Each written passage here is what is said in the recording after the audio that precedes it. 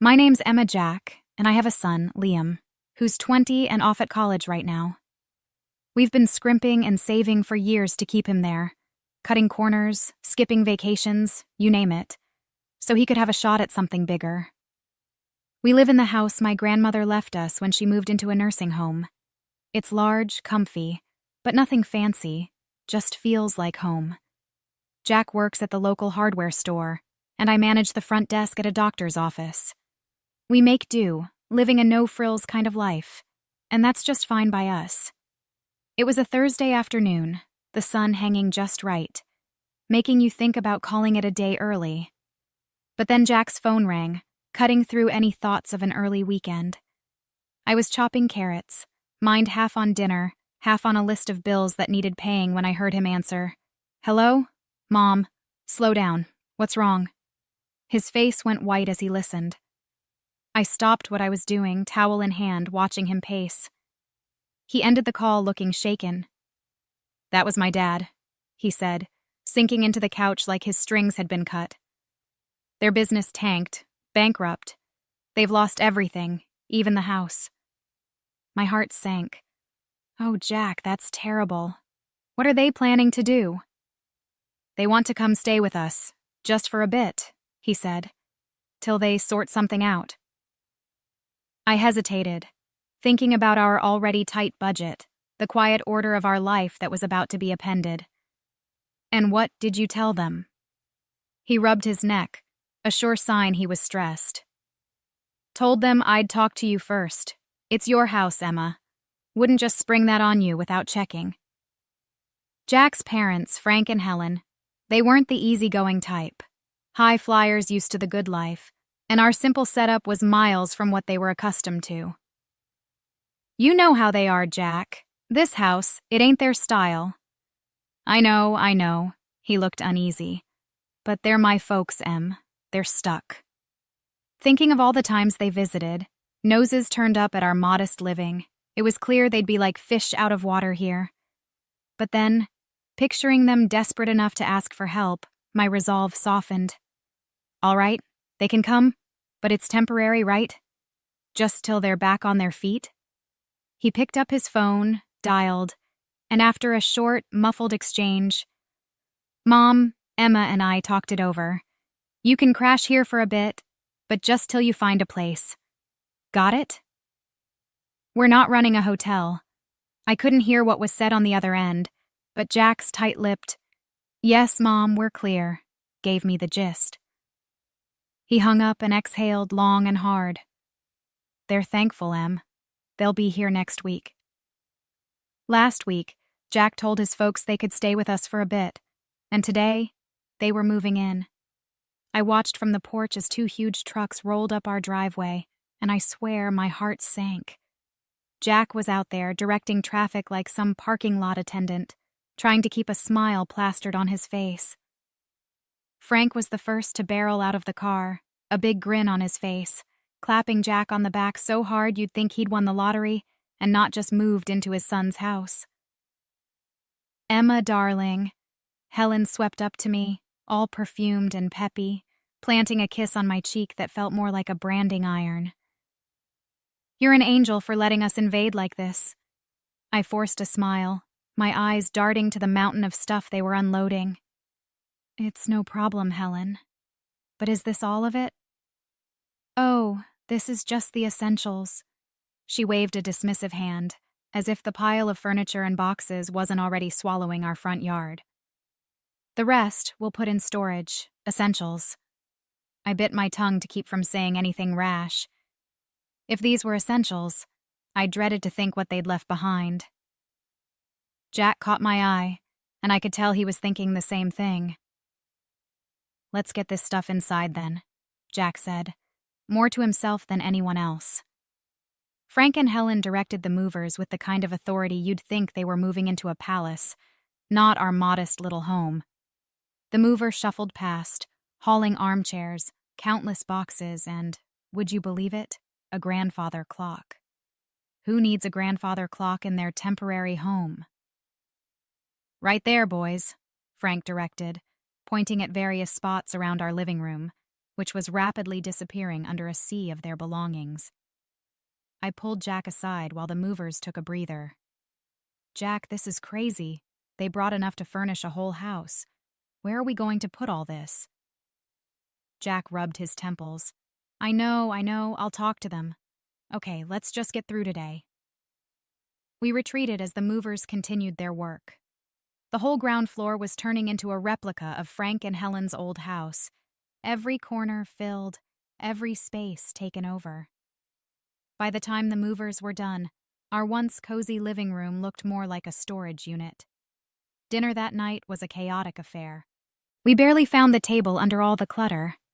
Frank and Helen seemed oblivious to the mess, chatting away about their journey here. "Emma, you really should try this wine," Frank said, popping open a bottle of something French and probably more expensive than our entire grocery budget for the week. "We're so grateful to you both," Helen chimed in, her voice sugary enough to give you cavities. "It's just till we find our feet."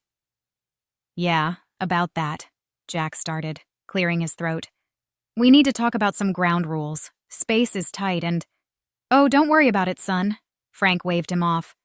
"We'll manage just fine, won't we, dear?" He smiled at Helen, who nodded enthusiastically. I looked around at our invaded space, the piles of boxes, the fancy ornaments crowding out our simple decorations. "Manage just fine," I repeated to myself. I wasn't so sure about that. Living with Frank and Helen had been an adjustment, to put it mildly. A few days have passed since they moved in, and just when I thought we'd settled into some kind of routine, the kitchen became the new battleground. It was a Tuesday evening, and I was fixing dinner like usual. Something simple and hearty. Spaghetti with a homemade tomato sauce. I was stirring the pot when Helen walked into the kitchen, her nose wrinkling as if she just walked into a barn.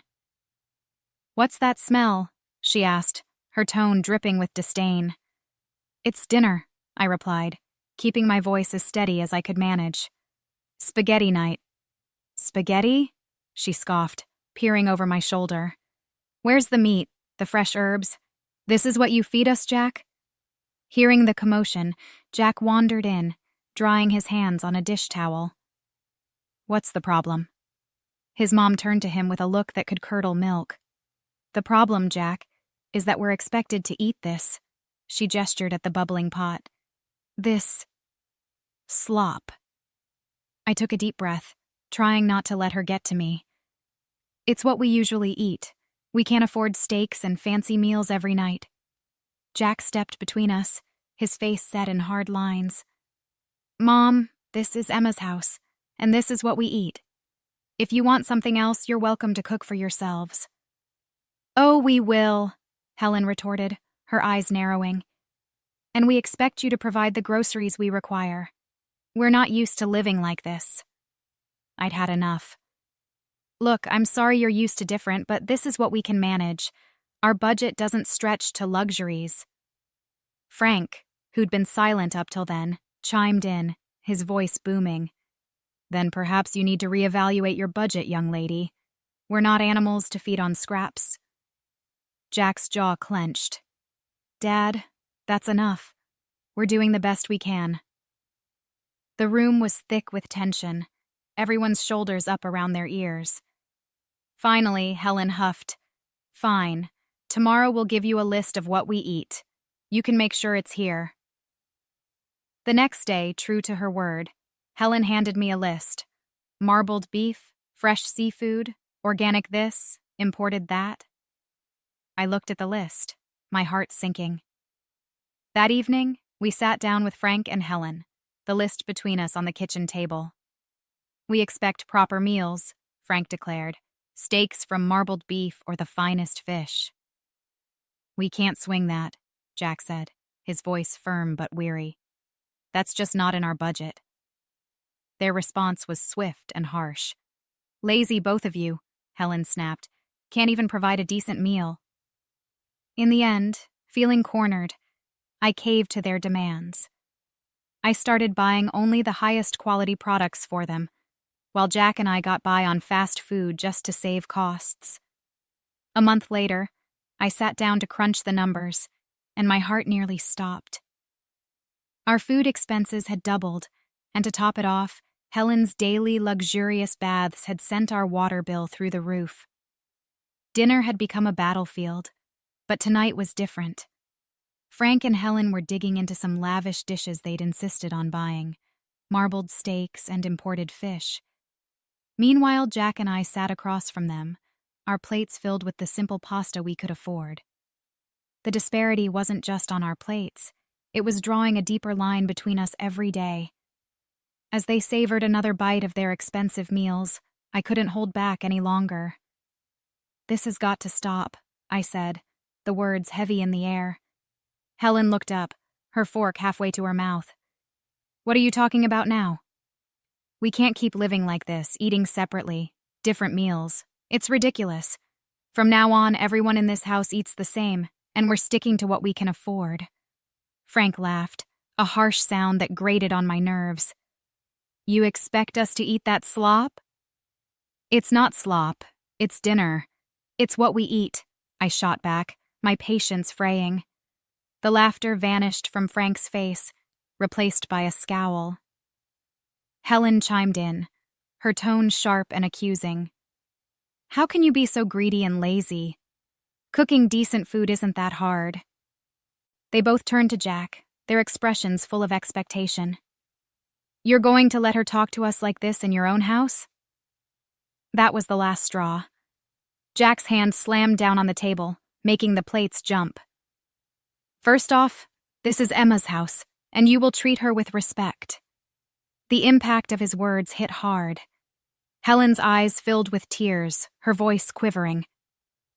"I never expected you to raise your voice at me, your own mother." Frank's anger boiled over as he stood, pointing an accusing finger at Jack. "Look at you, henpecked and dancing to her tune. Is this what you've become?" I stood my ground, though my heart was pounding. "Enough. This conversation is over. From today, no more expensive steaks or fish. We eat the same. All of us." Their looks could have frozen the room for a moment. No one moved. Then, without a word, Frank and Helen pushed back from the table and left. Jack and I sat back down, the silence hanging heavy between us. He reached for my hand, squeezing it tight. "I'm sorry it had to come to this," he said. "I am too," I replied, feeling the weight of the evening settle around us. "But it's the right thing. We can't live like this." After the big blow-up at dinner, things cooled down, but only on the surface. Frank and Helen were quieter, sure, but there was a tenseness to their silence that put me on edge. I had a feeling they weren't going to take the new house rules lying down. And I was right. It started subtly a few days later. I was cleaning up after a lunch of sandwiches when the doorbell rang. I wiped my hands on a towel and headed to the front door, expecting maybe a package or a neighbor. But when I opened it, there stood a delivery guy holding a large aromatic bag from some high-end restaurant in town. "Delivery for Emma," he said, glancing at his clipboard. I was puzzled. There must be some mistake. "I didn't order this," I said. Just then Helen appeared behind me, her smile a bit too wide. "Oh, I took the liberty of ordering for us. I thought we deserved a nice meal after all the recent discomfort," she said. I frowned, taking the bag hesitantly. "Helen, we talked about this. We're cutting back on expenses." She shrugged, her eyes avoiding mine. "I thought it was on your tab, dear." "My mistake." Jack walked in from the kitchen, overhearing us. "What's going on?" he asked. "Your mother decided we deserved an expensive lunch," I said, the weight of the bag suddenly feeling heavier in my hands. Jack's expression hardened. "Mom, we agreed no more of this." Frank stepped into the hallway, his voice booming. "What's a little lunch going to hurt? You can't expect us to live like monks forever." I set the bag down on the entranceway table, feeling the frustration bubble up. "It's not just lunch. It's every meal, every extra expense. We can't afford this. We told you we're sticking to a budget. Helen's face turned cold. Well, if you're going to make such a fuss over a simple meal, I suppose we won't bother next time. Jack pinched the bridge of his nose. It's not just about the meal. It's about respecting the rules of the house. You can't keep going behind our backs. The conversation went in circles for a few more minutes, until Frank and Helen retreated to their room, leaving the uneaten, expensive lunch on the table. Jack and I looked at each other, the unspoken agreement hanging between us that this couldn't go on. I'll call the restaurant, explain the situation, and cancel any future orders made without our consent, I said, picking up the phone. Jack nodded, his jaw set. I'll talk to them again. This sneaky stuff has to stop. The peace was short-lived. After the incident with the unauthorized lunch, Helen and Frank seemed to simmer just below the surface, and you could cut the tension in the house with a knife. I was washing dishes one evening when the calm shattered once again. Jack had just come in from the yard, looking weary. I was about to ask him about his day when the loud crash from the living room had us both running. We found Frank standing over a broken vase, one of the few decorations I really cared about. What happened here? Jack asked, trying to keep his voice level. It slipped, Frank said, barely looking regretful. Accidents happen, but his tone was all wrong. It wasn't apologetic. It was defiant. Jack bent down to pick up the pieces, and I couldn't help but say, "This vase was from my grandmother. It's been here longer than I have." Helen scoffed from the doorway. "It's just a vase. You can get another." "That's not the point, Helen," I snapped, feeling my frustration rise. "The point is respect, something that's clearly lacking here." "You want to talk about respect?" Frank shot back, his voice raising. "What about respecting us? Treating us like second-class citizens in this house?" Jack stood up, facing his father. "You're living here by our goodwill, Dad. Remember that. It doesn't feel like goodwill." Helen chimed in, her words sharp. "It feels like we're unwelcome." Every day felt like walking on a tightrope with Frank and Helen in our house. But one evening pushed me past my breaking point. We were sitting around the dinner table, the same place that had witnessed countless arguments. Now, when Helen casually dropped her latest bombshell, Jack's face fell. "Darling, I found this lovely coat today, and I think we should buy it using the college fund you've set up for Liam," she said, as if suggesting we switch brands of coffee. I choked on my water, coughing as I set my glass down hard on the table. "What did you just say?" I managed, my voice a mix of disbelief and rising anger. Helen smiled sweetly, clearly mistaking my shock for compliance. "It's just money, dear. Liam can always take out loans for college. I really need a new coat." Jack, who'd been quietly seething beside me, slammed his fork down. "Mom, that's out of the question. That money is for our son's education. We're not using it for anything else." Helen's face twisted into a scowl. "How can you deny your own mother a simple request?" "It's not simple, and that's final," I snapped, feeling the last of my patience evaporate. Frank chimed in, his voice raised to a shout. "You're both being unreasonable and cruel. We're your family." The threat came next, his voice cold and calculated. "Maybe the local press would be interested to know how you treat your family. What about your bosses, huh? Would they like to know?" I felt a mix of fury and fear churn in my stomach, but I knew we couldn't cave. "Enough!" I shouted back, standing up. "This is not how family treats each other. You two need to find another place to live. This isn't working." Helen burst into tears, playing the victim, while Frank continued to hurl accusations and threats. The dinner ended with them storming out of the room, leaving Jack and me in stunned silence. Once the house was quiet, I retreated to the bedroom and dialed my grandmother. She picked up after a few rings, her voice a comforting presence. "Grandma, it's Emma," I said, my voice thick with emotion. "What's wrong, dear?" she asked, her tone immediately alert. I poured out everything, the demands, the threats, the impossible situation with Helen and Frank. She listened without interrupting, her quiet hums a steady reassurance in the background. When I finished, there was a brief pause. Then, decisively, she said, "I'll come to stay with you for a couple of months." "Are you sure, Grandma? What about the nursing home?" "I'm sure. It sounds like you need me there, and I'm not one to sit by when my family is in trouble," she declared, her voice resolute. When Grandma arrived, it was like a gust of fresh air swept through the house. She might have been older and moved a little slower, but her spirit was as fiery as ever. Frank and Helen were visibly put off by her sudden presence, their discomfort clear as day. "I'll be staying on the ground floor," Grandma declared firmly the moment she rolled through the door, her suitcase following behind her like a loyal companion. "I expect some things will need to be moved."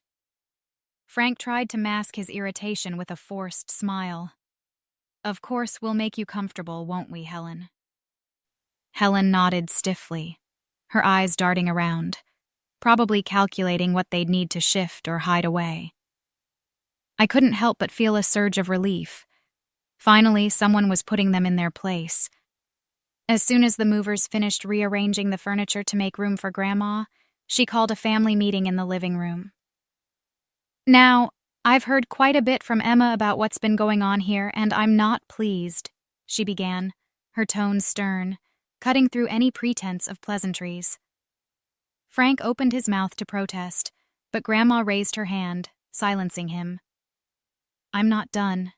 This house is still mine, technically, and while I've allowed Emma and Jack to live here without rent, that doesn't extend to you two." The blood drained from Helen's face. "You want us to pay rent?" she sputtered. "Yes, I do. $4,000 a month," Grandma stated flatly. "That's outrageous," Frank exclaimed, standing up from his chair. "We can't afford that." "Well, considering the cost you've been racking up here, I'd say you can afford to cut back on your luxuries," Grandma shot back. "But we're family," Helen tried, her voice quivering slightly. "Family doesn't exploit each other," Grandma countered. "Since you've been enjoying a lifestyle beyond your means on my granddaughter's dime, I think it's only fair." Frank and Helen were at a loss for words, exchanging glances as if looking for an out but finding none. "And one more thing," Grandma continued. "If you think the rent is too high, you're welcome to find somewhere else to live.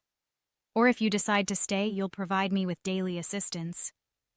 I need help getting around, meals prepared, and someone to ensure I'm taken care of." Helen's mouth opened and closed like a fish out of water. Her earlier bravado evaporated completely. Frank, who had always prided himself on his independence, looked like he'd been punched in the gut. "Think it over," Grandma finished, her voice softening just a tad. "I'll need your answer by tomorrow morning." As they retreated to their room, presumably to discuss their limited options, Grandma turned to us, her expression softening. "Don't you worry, kids. We'll sort this mess out." The morning after Grandma laid down her new house rules, it was like someone had flipped a switch in Frank and Helen. I walked into the kitchen to find them packing their things, a pile of boxes already forming at the door. "We've decided to move out," Frank announced, not looking up from the box he was sealing. "We found a small apartment. We'll take our things and go."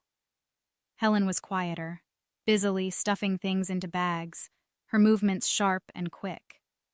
"It's for the best," she muttered, almost to herself but loud enough for me to hear.